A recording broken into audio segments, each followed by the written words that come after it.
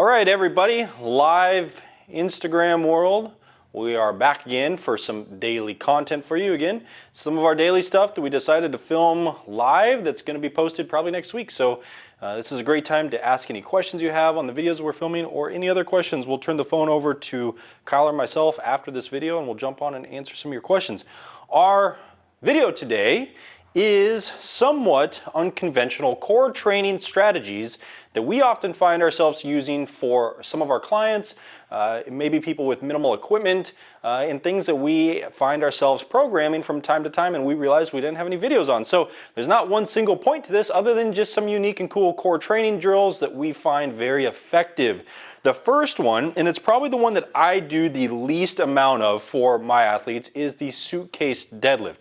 Times when I would use a suitcase deadlift is almost exclusively on the recovery side of an injury. So I don't like to do them so much as like off-season work or even regular core training. But if someone's recovering from an injury, we need to build a bit more tolerance, a bit more robustness at that lower back and in the obliques. This is an excellent drill to include in your training.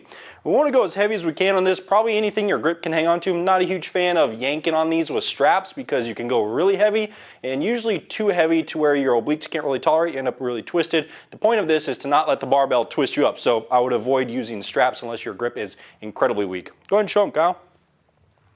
Big plates work the best. If you're not strong enough to use big plates, load your smaller plates up on a box. But what you're going to see with Kyle is a little bit of twisting from his spine, just enough to get in position, but he is not bending over from side to side to do this drill. He's not treating this drill like a side bend at all. He's trying to stay very stiff and rigid, and that's where the benefit of this drill is going to be. It's also an excellent drill for you to learn how to feel your lats in a deadlift. This drill becomes very challenging if you do it properly. It's very easy if you let yourself bend. So avoid any twisting. The next one we're going to do is an ab rollout with the barbell. We like doing ab rollouts with the barbell because we train a lot of people who don't have an ab rollout device, or they're training in their garage gym. There's someone with minimal equipment. This is an excellent way to do your ab rollouts, and it's actually a little bit harder, we think, than using the small grip. Go ahead and show them, Kyle. Easy stuff. Now, this way of doing ab rollouts is also exceptionally good for your shoulder stability, much more so than traditional ab rollouts. You can go a bit wider and you can really utilize a lot of your upper back and external shoulder range of motion. If you struggle with flexing your back in an ab rollout, which a lot of people do, this is a great way to avoid doing that because you cannot flex your back if you go wide enough with your hands. The next one that we do, unless you have anything to add there, Kyle. Next one that we have is a kind of a march. So we're going to get Kyle posted up. He's going to grip that bar pretty tight. He's not going to let that bar get away from him. The bar is going to stay in one spot and he's going to go for a little march. Now you need a little bit of room to do this drill, but it can be super, super effective if you have a little bit of a runway, or if you have some garage space, or if you have just a little bit of wiggle room on your platform, you can do these types of marches. What do we call these, Kyle? Ab barbell marches? Barbell pushes? If you really hate yourself, do them up a hill. Not that you could potentially find a hill in your gym, but if you do, go for it. Outside can cause, a little bit of different bounces and rocks and ground, things like that make it a challenge. The next one, grab that green plate behind you, Kyle.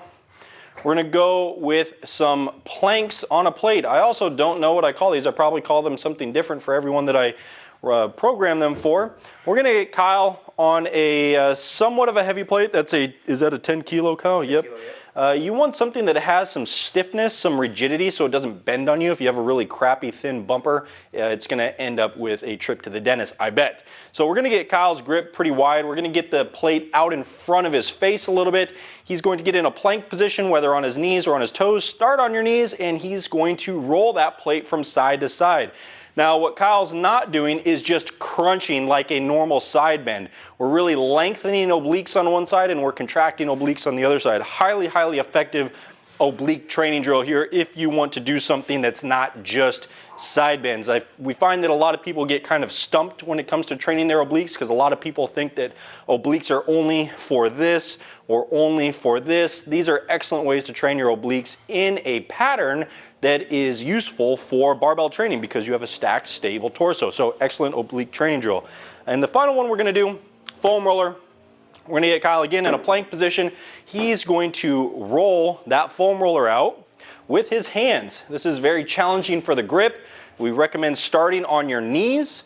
If you can, progress to your toes like a traditional plank, but roll that sucker out as far as possible. A little bit harder here than ab rollouts. You're not gonna be able to do as many reps, so take that into account. And it's going to be very challenging for the forearms and grip, so excellent combo there.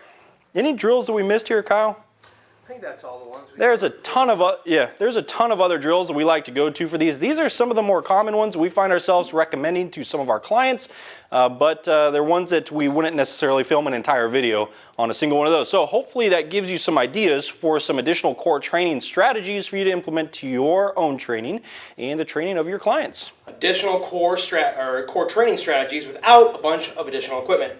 Foam roller, maybe you have one, maybe you have a geisha, it'll work the same. It's a round tube. Plate, you probably have some. If it's square, right, octagon, your life's gonna get harder. You could do it though. Guess what?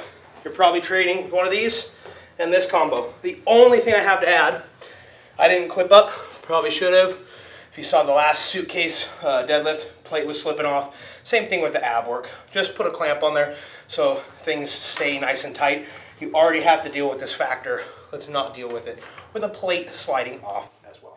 Yep, and for a lot of these drills, minus the suitcase deadlift, we're doing AMRAPs on. So choose the position that's the hardest for you to maintain and then do as many reps in that position as you can. Brandon, Kyle out.